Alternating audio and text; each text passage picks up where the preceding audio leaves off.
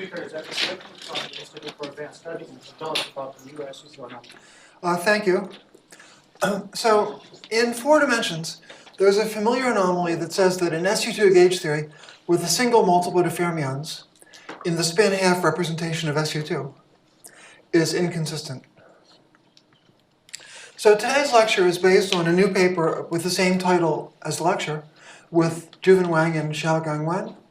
I'll describe a similar but more subtle anomaly for the case of an SU2 gauge theory with a single multiplet of fermions that now have spin 3 halves rather than spin 1 half under SU2. So for brevity, I'll call these fermions of isospin 3 halves. I don't like the name because it has a specific meaning in nuclear physics, but unfortunately I couldn't think of a better name. Now, before going on, I want to mention one old and one new reference. So actually, it was Coleman who in 1976 first pointed out that there was something strange about the theory that has the old anomaly. And then very recently, Cordova and Dumitrescu explored by a different method a problem that ends up being related to what I'll explain. So I'll begin by reviewing the familiar anomaly for the case of fermions that transform with spin 1 half under SU2. Let's take a moment to make sure we agree on what the model is. So in 4 dimensions, a spinor field of left chirality would have two components under two Lorentz indices, but if it has isospin half, it has a 2-valued SU2 index. So it has 4 components. We could call it psi alpha I, where alpha carries the spin and I is the gauge quantum number, the isospin. Now, so it has 4 complex components. Its Hermitian adjoint is a right-handed spinor field, psi tilde alpha dot I, also of isospin 1 half. So together they have 8 Hermitian components. Classically, that would be 8 real components, which you can think of as the Hermitian parts in I times the anti-Hermitian parts of the left field, psi alpha I. Now, it's important to know that in Euclidean signature, these fields are real. That's not true for fermions in general. For example, in the standard model, if you analytically continue it to Euclidean signature, the fermions have no real structure. I constantly run into physicists who know a lot about quantum field theory, but are shocked when they run into that assertion. But in this theory, the fermions have a real structure in Euclidean signature. For example, psi alpha I is real in Euclidean signature because under the rotation group, which becomes spin 4, the spin double cover is spin 4 in Euclidean signature, it transforms as 1 half 0, which is a pseudo-real representation. But isospin half of SU2 is also pseudo-real. And in general, the tensor product of 2 pseudo-real representations is real. So psi alpha I is real. And similarly, psi tilde alpha dot I is real in Euclidean signature. Notice that in Lorentz signature, they were complex conjugates of each other. In Euclidean signature, they're separately real. That's a special property of this theory that doesn't have analogs in generic quantum field theories. Generically, Euclidean fermions do not have any real structure. Because the Euclidean fermions are real, you can write a real Dirac operator. So my Dirac operator is going to be real and anti-Hermitian. If you like, you can multiply by I and make it imaginary and Hermitian. So my Dirac operator will act on the pair consisting of all the fermions, psi and psi tilde, of both chiralities. It has to have 4 gamma matrices and 3 SU2 generators. And altogether, there are 8 components, so it's an 8 by 8 Dirac operator. Now, the statement that is real is a little subtle. 8 is 4 times 2, so if you were lucky, there would have been 4 by 4 real gamma matrices, and they'd have commuted with 2 by 2 SU2 generators. That would also be real. Neither of those happens. It's not possible to pick 4 by 4 real gamma matrices because the spinor representations of spin 4 are pseudo-real. Similarly, there are no 2 by 2 real TAs because the isospin half representation of SU2 is likewise pseudo-real. But there's no problem to pick 8 by 8 real gamma matrices. For example, pick your favorite 4 by 4 complex gamma matrices and then represent a complex number as a 2 by 2 matrix of real numbers. That will give you 8 by 8 real gamma matrices. And your 4 8x8 real gamma matrices will commute with a set of 3 real TAs, letting you write a real 8x8 Dirac equation. Basically, that just reflects the fact that the tensor product of 2 pseudo-real representations is real. Now, suppose we were in 5 dimensions instead of 4. Then we would have started with spin 1, 4, the spin cover of the Lorentz group in 5 dimensions. And its spinor representation is 4-dimensional and pseudo-real. So its tensor product with the isospin half representation of SU2 becomes real, and is an 8-dimensional real representation. So classically, you could have a 5-dimensional theory, also with a single multiplet of fermions in the isospin half representation. That means you could go from 4 to 5 dimensions without the fermions having more components. That's also not true for generic fermion theories, but it's true for this one. The fields are again real in Euclidean signature, basically for the same reason as before, because the spinor representation of spin 5 is pseudo-real. So again, there's a real Euclidean Dirac operator in 5 dimensions, but we can find it for free. Once we have 4 real 8x8 gamma matrices, gamma mu, that commute with the TA, we can define a 5th one, gamma 5, that's the product of the first 4. It's obviously still real, and it commutes with the TAs because the first 4 do. So we can write a real 5-dimensional Euclidean Dirac operator that acts on the same fields, and obviously it's still real. So we have real Dirac operators in either 4 or 5 dimensions. Now, and one more important detail is that a single multiplet of fermions of isospin half can't have a bare mass. In 4 dimensions, a bare mass combines 2 left fermions or 2 right fermions. But a Lorentz invariant and SU2 invariant bilinear in the 2 fermions would have to be anti-symmetric in spin and also anti-symmetric in the gauge quantum number. So it vanishes by Fermi statistics. So if you have a fermion field that can't have a bare mass, an anomaly is conceivable. By contrast, if there is a bare mass, you can do Pauli-Villars regularization or something, remove and cancel any conceivable anomaly. If you had a pair of such multiplets, say psi and chi, Fermi statistics no longer constrain a possible mass term. So a pair of identical multiplets could have a bare mass and therefore can't contribute to any anomaly. So if there is an anomaly, it will be a mod 2 effect. It will only depend on the number of fermion multiplets mod 2. So it only depends on the number of isospin half fermion multiplets mod 2, because a pair of them can be given a bare mass and can't contribute to any anomaly. Similarly, an odd number of multiplets of any half-integer isospin j might have an anomaly. But for integer j, a single multiplet can have a bare mass, so no anomaly is possible. So it's only the SU2 representations of half-integer isospin that could contribute an anomaly. Now, a systematic explanation of the anomaly uses pi4 of the gauge group being Z2, and the way this is related to a mod 2 index in 5 dimensions. But there's an easier way to see that there is an anomaly. And we'll take the easier route because it works much better in presenting both the old and new anomaly in one lecture. On a 4-sphere S4, let A be an SU2 gauge field of instanton number 1. According to the Atiyah-Singer index theorem, our fermion multiplet of isospin half has a single zero mode in an instanton field, which I've called beta. So having a single zero mode means that in an instanton field, the elementary fermion field psi alpha I has an expectation value.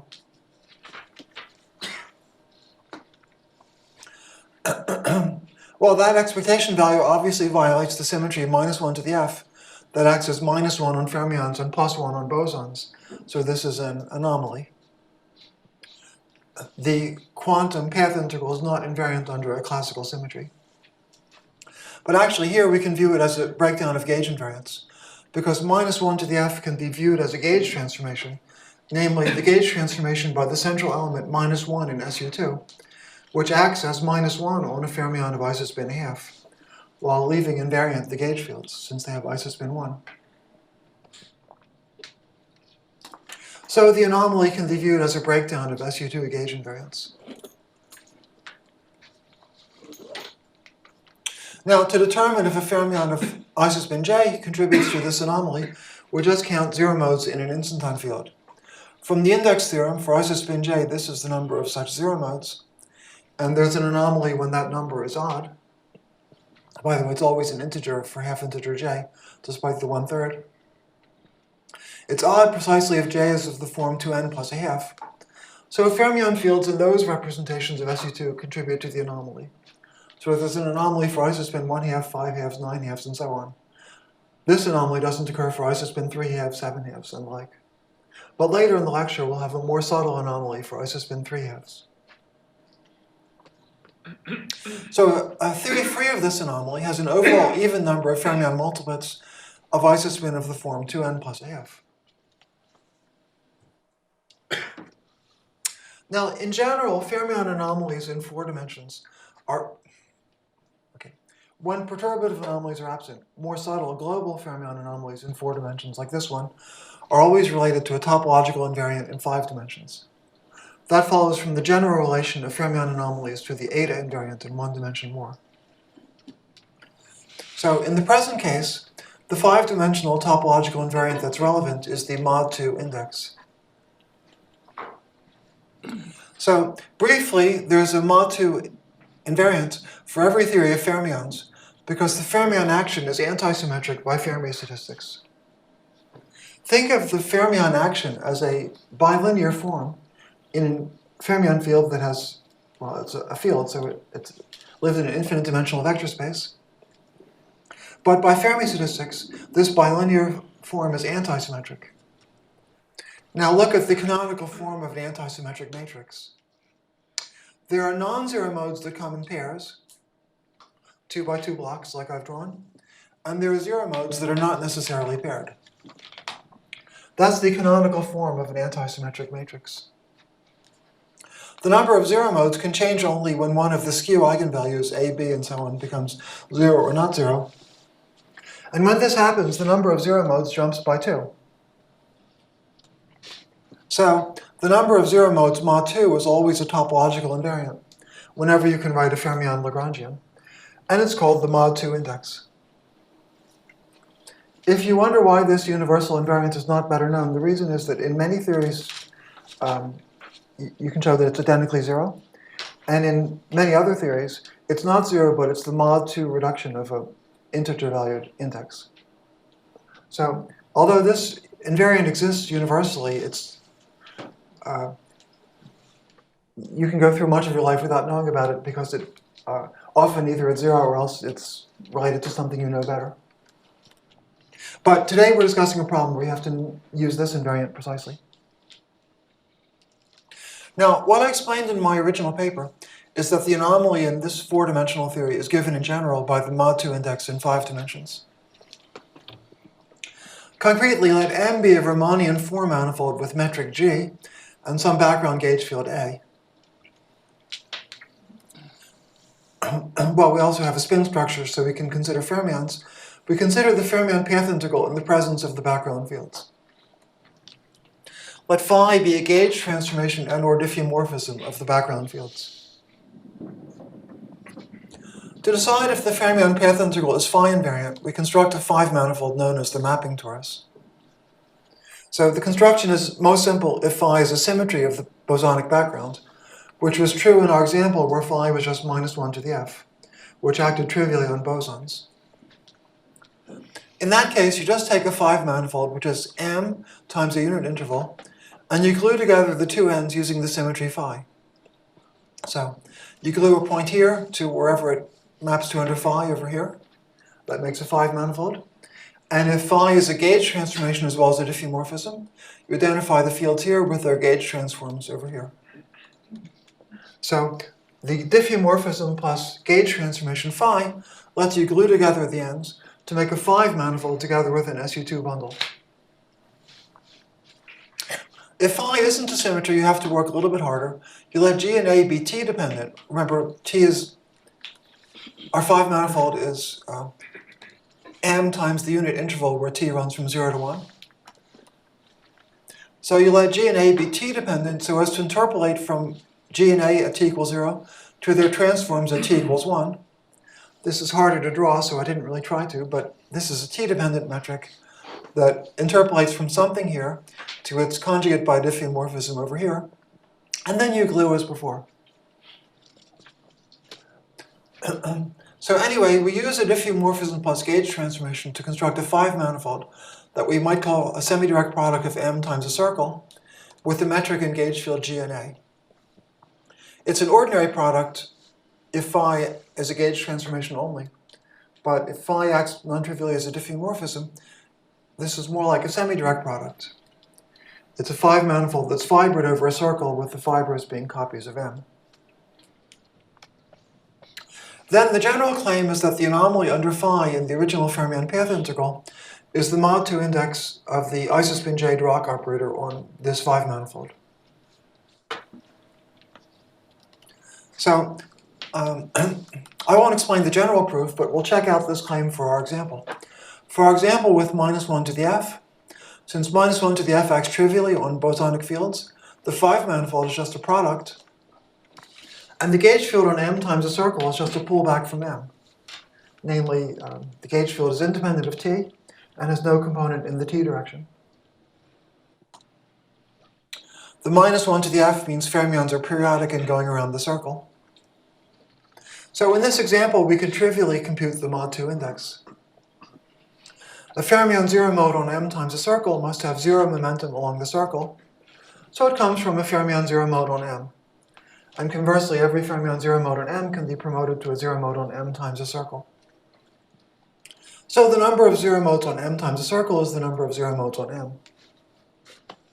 So in the example we started with, there was a single zero mode on M, therefore the mod 2 index on M times a circle is also 1. That's how one sees in this particular example that the anomaly can be described by the mod 2 index in 5 dimensions. For this example, the 5-dimensional interpretation is overkill, but the point of the 5-dimensional interpretation is that it's valid universally for any diffeomorphism and gauge transformation. The general argument uses the relation between the mod 2 index in 5 dimensions and the spectral flow of a family of Dirac operators in 4 dimensions. Now, in general, the mod 2 index is hard to calculate. So there's a mod 2 version of the Atiyah-Singer index theorem, but the information it gives is rather abstract. But if we have a gauge transformation plus diffeomorphism phi that's a symmetry of the bosonic background, then the mod 2 index is easy to calculate. We'll first view the matter in 4-dimensional terms. Well, I should say the anomaly is easy to calculate in either 4 or 5 dimensions. We'll do it first in 4 dimensions and then reinterpret in terms of the mod 2 anomaly in 5 dimensions. Mod 2 index in 5 dimensions. So let's think in general how a symmetry phi of the bosonic background might act on fermion zero modes on a 4-manifold M. As I stressed at the beginning, the fermion field on M is naturally real, and this real structure is invariant under diffeomorphisms and gauge transformations. They also preserve the L2 norm of a fermion field. So phi acts as a real orthogonal transformation of a finite dimensional space of zero modes. The anomaly is just the transformation of the zero mode measure under phi. In other words, the anomaly is the determinant phi, where phi is regarded as a linear transformation of the space of zero modes. In general, a real orthogonal transformation can have eigenvalues e to the plus or minus I theta that come in pairs. If there's an e to the I theta, then there's a complex conjugate eigenfunction with e to the minus I theta.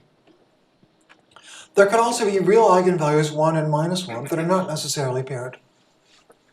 The paired eigenvalues don't contribute to the determinant. If M1 and M-1 are the number of zero modes on which phi acts as 1 or minus 1, then the determinant of phi just gets a minus 1 for every zero mode in which phi has eigenvalue minus 1. So the determinant of phi is minus 1 to the M sub minus 1. And from a 4-dimensional point of view, the anomaly under any diffeomorphism and gauge transformation that's a symmetry of the bosonic background is minus 1 to the M minus 1.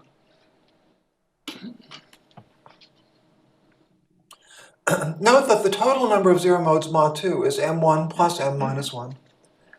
because the modes with complex eigenvalues occur in pairs. So the condition that minus 1 to the f has no anomaly is that m1 plus m minus 1 is even, or in other words, m1 and m minus 1 are the same mod 2. So in general, the four-dimensional interpretation of the anomaly has to do with whether m minus 1 is even or odd. But let's interpret the anomaly in 5 dimensions. In doing this, for simplicity, I'll assume there's no anomaly under minus 1 to the f, so m1 and m minus 1 are the same. I want to avoid a subtlety explained in parentheses. So from a 5-dimensional point of view, the anomaly is the mod 2 index of the Dirac operator on M semi-direct product with a circle. A zero mode on the semi-direct product is just a phi invariant zero mode on M. So the mod 2 index is M1 or M minus 1, depending on the sign with which phi acts on fermions. Because it's the phi invariant zero modes that become zero modes on M semi-direct product with a circle. So again, this illustrates that the anomaly in 5 dimensions is the anomaly in 4 dimensions is the mod 2 index in 5 dimensions. As I explained before, that's true in general, though you need a more subtle argument if phi is not a symmetry of the classical backgrounds. I'm skipping the more subtle argument because all the anomalies we're interested in today can be illustrated in the simple situation in which phi is a symmetry of the background. So that completes our review of the old SU2 anomaly. Any questions, actually?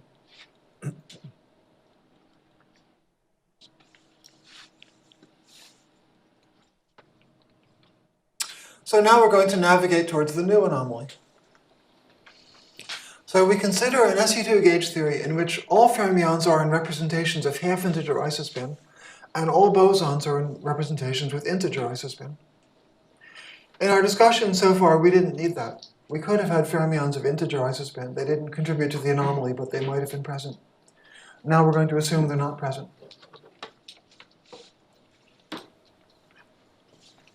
So the condition on the representations means the fields are not in arbitrary representations of spin 4 times SU2, but they're in representations of a quotient, spin 4 times SU2 over Z2, where Z2 is the product of a 2 pi rotation of space, in other words, a 2 pi rotation in spin 4, and the element minus 1 of SU2. So, in other words, half-integer isospin means that minus 1 acts as minus 1, and fermions means a 2 pi rotation acts as minus 1.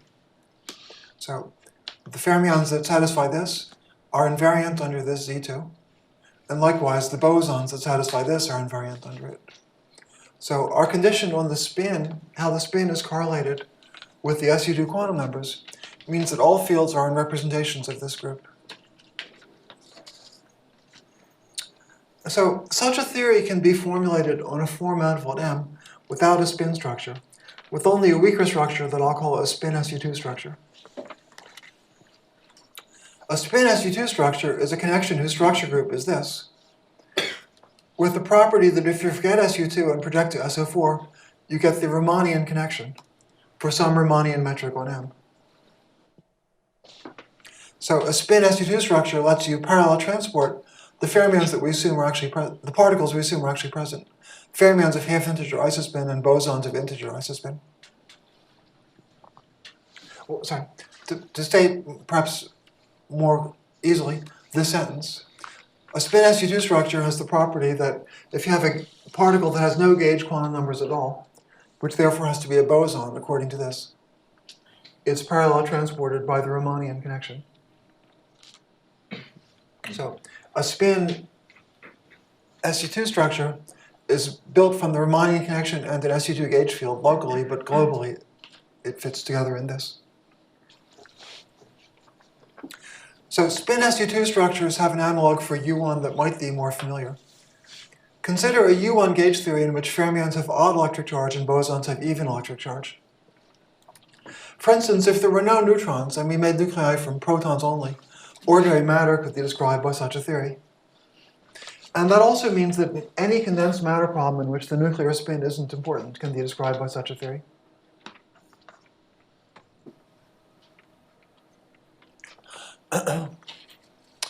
So this condition means all fields are in representations of spin 4 times U1 divided by Z2. That group is called spin C of 4, where Z2 is the element -1 in U1, which tells us whether the charge is even or odd, and a 2 pi rotation in spin 4.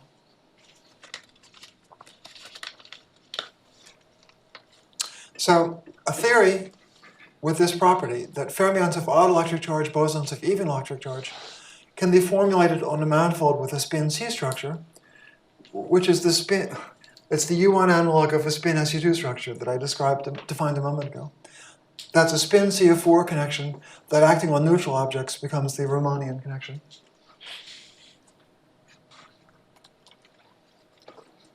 Now, the difference between spin and spin C is most striking on a 4 manifold that doesn't have a spin structure. So, in general, in Riemannian geometry, you can always parallel transport fields of integer spin. But if you try to parallel transport fields of half-integer spin in Riemannian geometry, you can run into a contradiction. In effect, in the spinor representation of spin 4, Dirac quantization isn't obeyed.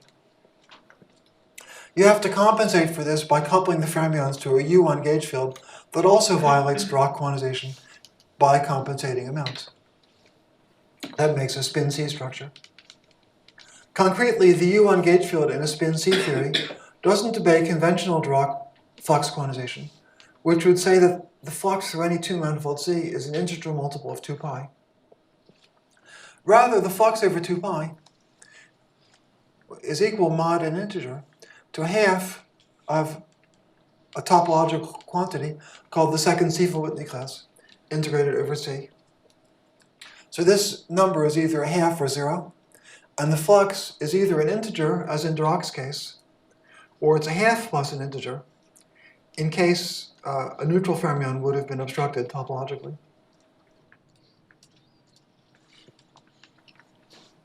So for an example of a 4 manifold with no spin structure, we can take CP2, which can be described by 3 complex coordinates, Z1, Z2, and Z3, that obey the sum of Zi squared is 1. By itself, that would give us a 5 sphere. We reduce to 4 dimensions with this equivalence relation for real alpha. CP1 can be embedded in CP2 by setting, say, Z3 equals 0. And then W2 integrated on CP1 is non-zero. So this is an example where a spin C connection does not satisfy Dirac quantization. A spin C connection on CP2 will have half integral flux integrated over CP1. So the flux will be a half integer, a half plus an integer. Now, if you want your spin C connection to also be invariant under all the symmetries of CP2, then the flux determines it uniquely. You just take any spin C connection and average it over the symmetries, and you get an invariant one with the same flux. And an index theorem tells you how many zero modes there are for a charge 1 fermion coupled to this spin C connection. I'll call it J sub f. It's 4f squared minus 1 over 8, which is the same as n times n plus 1 over 2, where f is half plus n. So the first 2 cases are that J1 half is 0 and J3 halves is 1.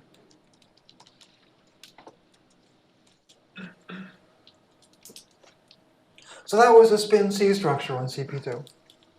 Now let's construct a spin SU2 structure on CP2. I'm happy to tell you that that's as easy as embedding U1 in SU2. We just take a spin C connection A, and we embed it in SU2 in the obvious way. And that gives us a spin SU2 connection that I'll call A hat. More exactly, that's the gauge part of the connection. There's also the Riemannian connection. So if A defines a spin C structure, then A hat defines a spin SU2 structure.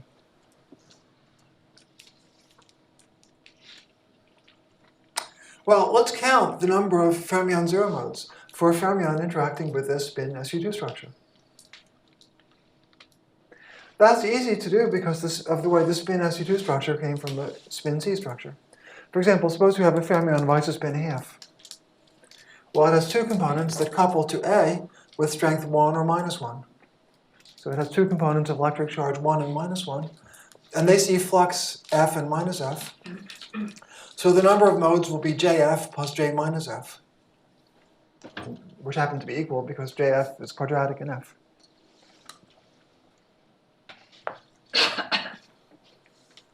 So more generally, well, okay. For simplicity, let's start with the spin C connection of flux a half, the smallest possible value. A fermion of half integral isospin J, say that J is K plus a half where K is an integer.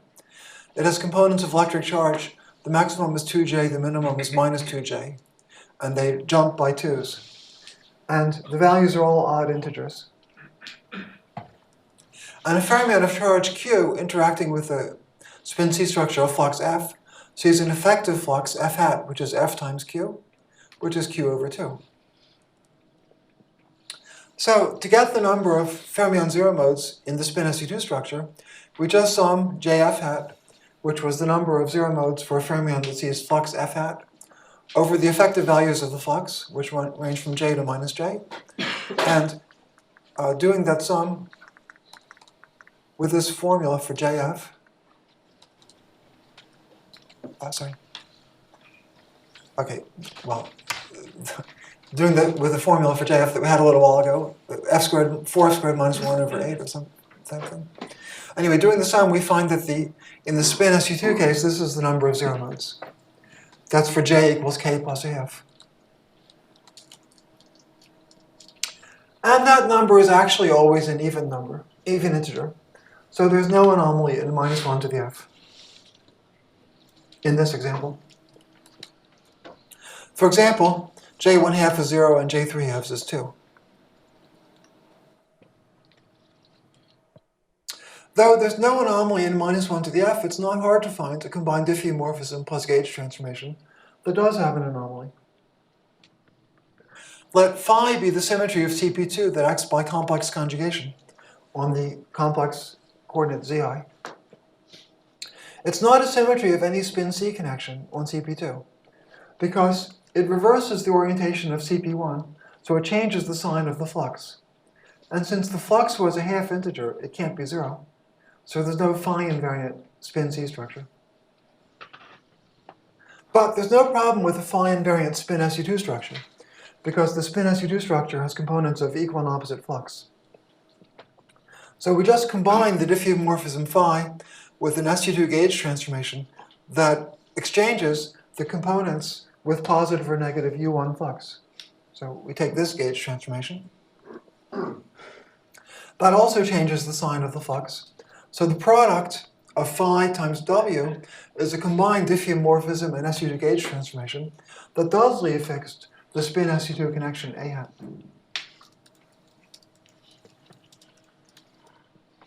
That means it's easy to determine whether phi hat has an anomaly. We just have to look at how it acts on fermion zero modes. Well, first let's try a fermion field of isospin 1 half. Well, since there were no zero modes, remember J1 half is the number of zero modes. Since J1 half is 0, there are no zero modes, so there's no anomaly under phi hat. Remember, the anomaly is the number of times phi hat acts as minus 1, and there are no such times. Now take a fermion field of isospin 3 halves. There are two zero modes, but one's a zero mode of the upper component of the fermion that sees, the top component that has charge 3 halves. One is a mode of the component that has charge minus 3 halves. Remember, for isospin 3 halves, the U1 charge can be 3, 1, minus 1, and minus 3. It's the extreme components that each have one zero mode. That follows from the formula for the number of zero modes in the spin C case. These two modes are exchanged by W and therefore by phi hat. One linear combination is even under phi hat and one is odd. So in the two-dimensional space of zero modes, phi hat has one eigenvalue 1 and minus 1, and its determinant is minus 1. So the path integral measure is odd under phi hat, and this diffeomorphism plus gauge transformation has an anomaly.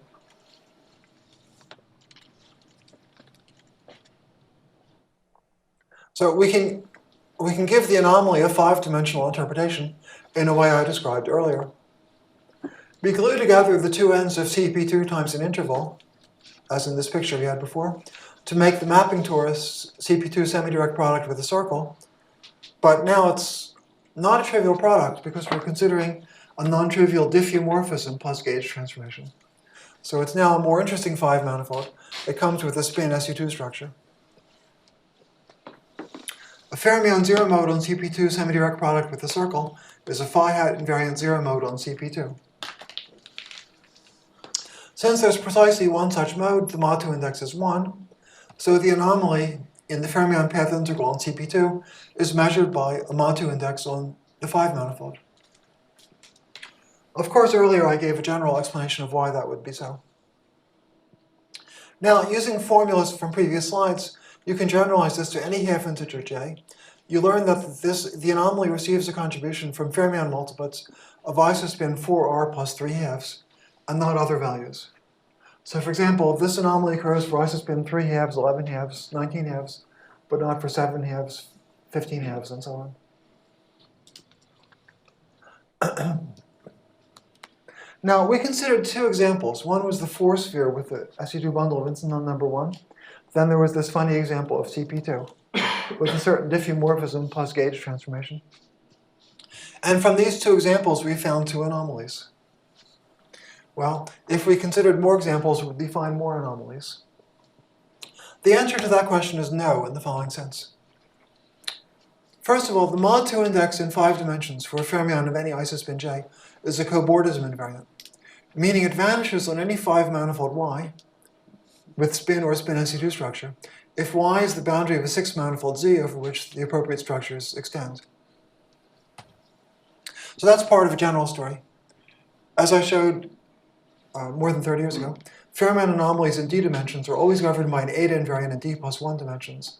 When perturbative anomalies cancel, the eta invariant is a cobordism invariant. And for real fermions, the eta invariant reduces to a mod2 index. That's why today's lecture is about the mod2 index, not the more complicated eta invariant. But anyway, in general, these anomalies are cobordism invariants. For 5 manifolds with spin structure and an SU2 bundle, there's only a single Z2 valued cobordism invariant, which we can take to be the mod2 index for isospin half, which I'll call I sub 1 half. So the anomaly of any SU2 theory in 4 dimensions defined on a spin manifold is either 0 or I 1 half. And we can find what it is by just calculating with an example in which I 1 half is non-zero. So, in particular, since any theory has an anomaly that's 0 or I 1 half, the mod2 index ij for any j is either 0 or I 1 half. And we can find out what it is by computing for the example of S4 times a circle. And we learn that ij is I 1 half if j is 2n plus half, otherwise it's 0. So for spin manifolds, the only anomaly is the old one from the 1980s. And that's the complete story for anomalies in SU2 gauge theories on a spin manifold. In particular, a j equals 3 halves fermion on a spin manifold has no anomaly, though it has an anomaly on a spin SU2 manifold. Now, on a 5 manifold with spin SU2 structure, there are two Z2 valued invariants, which we can take to be I 1 half and I 3 halves. So any ij is going to be a linear combination of these. And we can find the coefficients by checking our two examples, S4 times a circle and CP2 semi-direct product with a circle. And we learn that, as I've told you, I2n plus half is I 1 half, I4r plus 3 halves is I 3 halves, and I4r plus 7 halves is 0. So for isospin 4r plus 7 halves, there's no anomaly of any kind. So our two examples detect all anomalies on spin SU2 manifolds.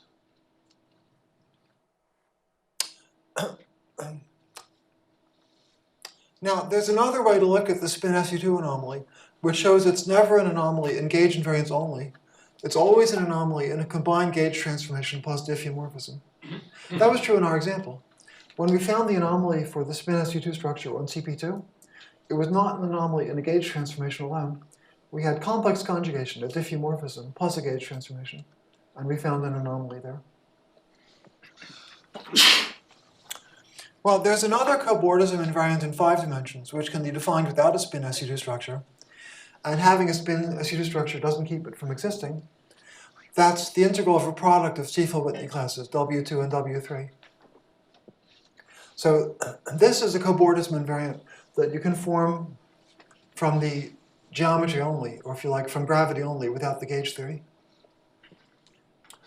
So if we have a spin SU2 structure, this still exists, but it must be a linear combination of I1/2 and I3/2, because those are a basis of all the invariants.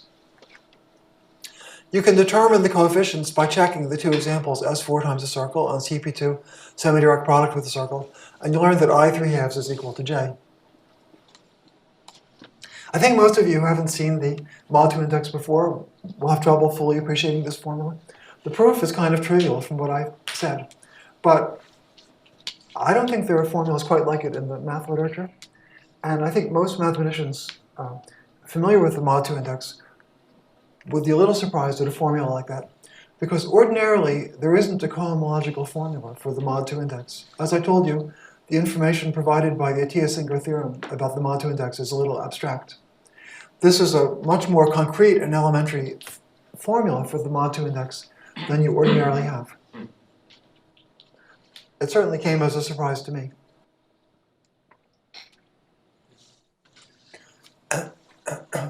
Now, suppose we want to test invariance of the Fermion-Pith integral under a gauge transformation not accompanied by any diffeomorphism. That means we want a mod 2 index on a 5 manifold that has a manifold as just M times a circle, though it has a more complicated SU2 bundle that depends on the gauge transformation we're trying to test. But J vanishes on M times a circle. J doesn't see the SU2 bundle anyway. It's just 0. And basically because the circle has a trivial tangent bundle. So the relation that I3/2 equals J shows that I3/2 is 0 in any such example. And therefore, the isospin 3/2 fermion field never has an anomaly under gauge transformations only. It's always an anomaly under combined gauge transformations and diffeomorphisms.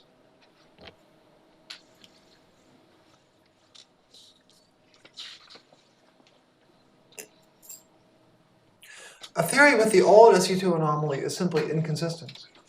It doesn't make sense to ask about its dynamics. That's not so at all for a theory with the new SU2 anomaly, because the anomaly is never an anomaly just in gauge invariance. In Minkowski spacetime, a theory with the new anomaly is perfectly consistent, and it makes sense to ask about its dynamics. But in general, the question is hard to answer. The minimal example has a single multiplet of isospin 3/2. It's asymptotically free, although with a very small negative coefficient of the beta function. It potentially flows to strong coupling in the infrared, and it's difficult to know what happens. But anyway, the question makes sense, regardless of whether we can easily answer it. There's something, though, that we can do more easily in SU2 gauge theory. We can Higgs it and spontaneously break some of the gauge symmetry and get to a phase that's easier to analyze.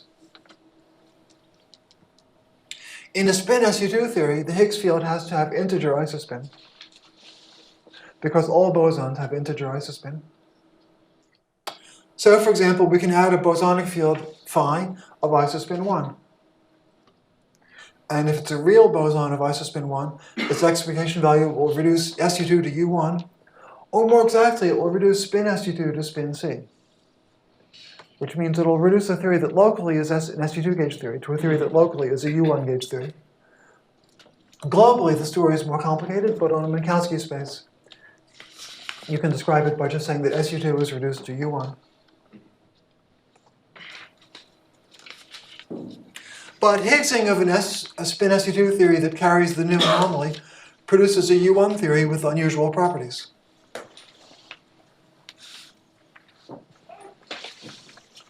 Let's first consider a spin SU2 theory that doesn't have any anomaly.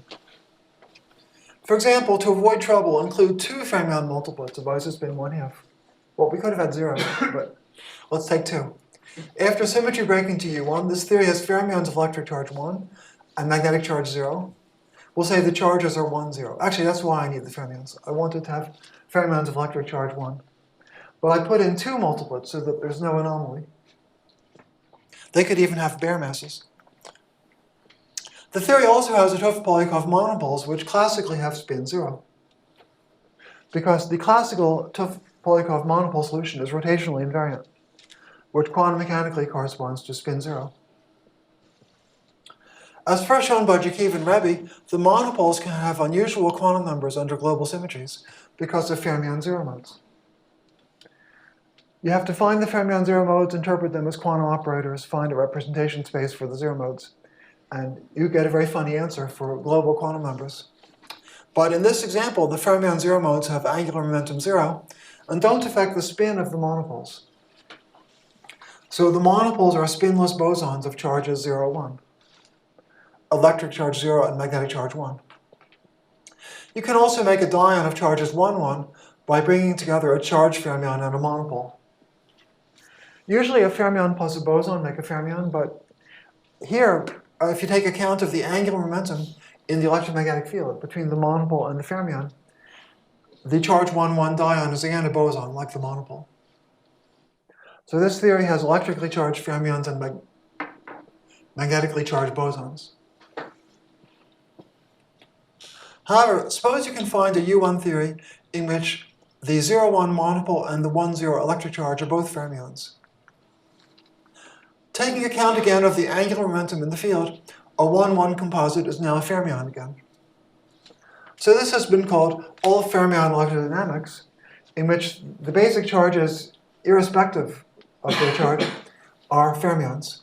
And it's known to have a subtle anomaly. It's also known that the anomaly is related to a 5-dimensional cobordism invariant J.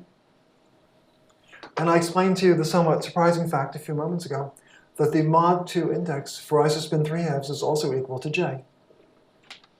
So we have an SU2 theory that has the same anomaly as all fermion electrodynamics. Since our SU2 theory with the isospin 3/2 fermion has the same anomaly as all fermion electrodynamics, it's natural to guess that if we Higgs to U1, what we'll get is indeed all fermion electrodynamics. Well, to prove this, all we really have to do is show that the 'Topf-Polyakov monopole is a fermion. But you see, the theory has electrically charged fermions because the isospin 3/2 field after Higgsing, its components all have odd electric charge and they're all fermions. So we definitely have electric charges that are fermions. So all we need to get all fermion electrodynamics is to find that the monopole is also a fermion. So for this, we repeat the Jakiv-Rebbe analysis, but we do it for isospin 3/2 instead of isospin 1/2. And it turns out we then get a different answer. We look at the 0 modes of the isospin 3/2 field, fermion, in the field of the Topf-Polyakov monopole. The 0 modes are governed by the Kalias index theorem, and there are 4 0 modes. 3 transform with angular momentum 1, and a 4th with angular momentum 0. We follow the logic of Jakiv and Rebbe. Upon quantization, the fermion 0 modes turn into operators that obey the anti-commutation relations of gamma matrices, which are just the fermion anti-commutation relations. Well, the 3 that have angular momentum 1 behave as Pauli-Sigma matrices, acting on 2 states of angular momentum 1/2. The Pauli-Sigma matrices transform as a vector under rotations. So that's like these gamma matrices. So the states they act on, well, since the field operators have angular momentum 1, charge fractionalization when you quantize fermions leads to angular momentum 1/2. The 4th gamma matrix, gamma naught, forces the doubling of the spectrum, but because it has no angular momentum, it doesn't affect the fact that the states have spin 1/2. So it's true that the Topf-Polyakov monopole is a fermion, and we get an ultraviolet completion of all fermion electrodynamics. So the Higgsing of an SU2 theory with the new anomaly gives an ultraviolet completion of this funny anomaly theory that previously was discussed as an anomalous low energy theory, a slightly anomalous low energy theory.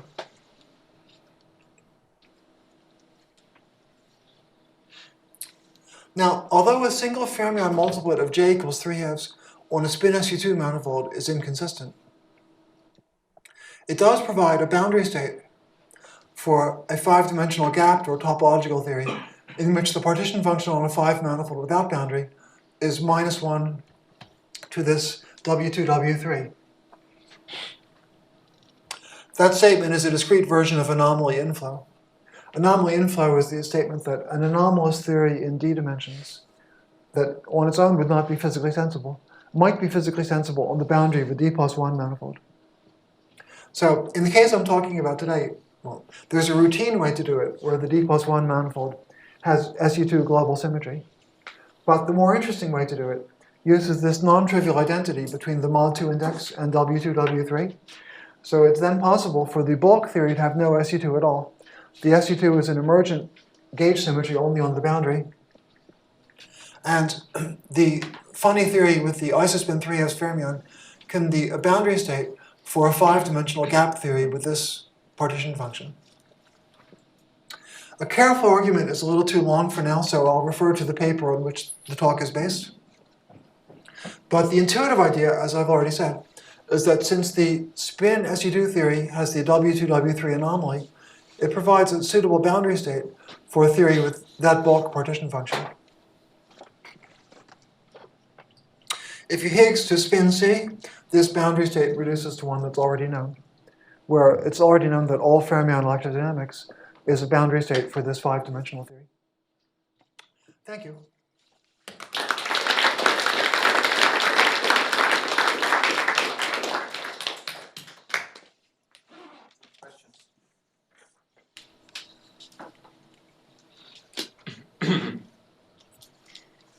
Do you have a non-perturbative regulator for this SU2 with isospin 3/2, which would be weakly coupled at the latest scale? No. The question was, is there a known non-perturbative regulator? The answer is no.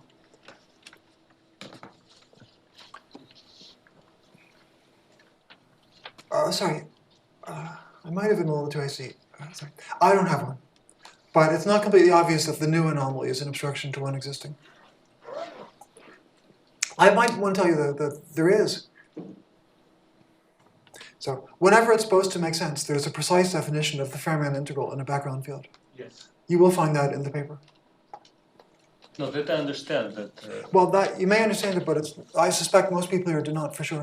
It's extremely subtle because the fermion path integral naively is a Pfaffian, which a priori it's real, but it has an ill-defined sign. And my statement was that in any situation where globally there's no obstruction to defining the sign, one can actually give a precise recipe for what the sign is. That's given in this paper and in some of my previous papers. It's not an answer to your question. It's just an interesting fact thought I should throw out. Yes? So is the model you discussed at the end is basically just the Georgia Glashow model with the isospin 3/2 fermion added. It seems like a very simple model. Yes, it's funny that the Jakiv-Rebbe paper has over 1,000 references, so I make no promises. But if anyone generalized their computation to spin 3/2, isospin 3/2, it didn't become well known. That's all I can say for sure.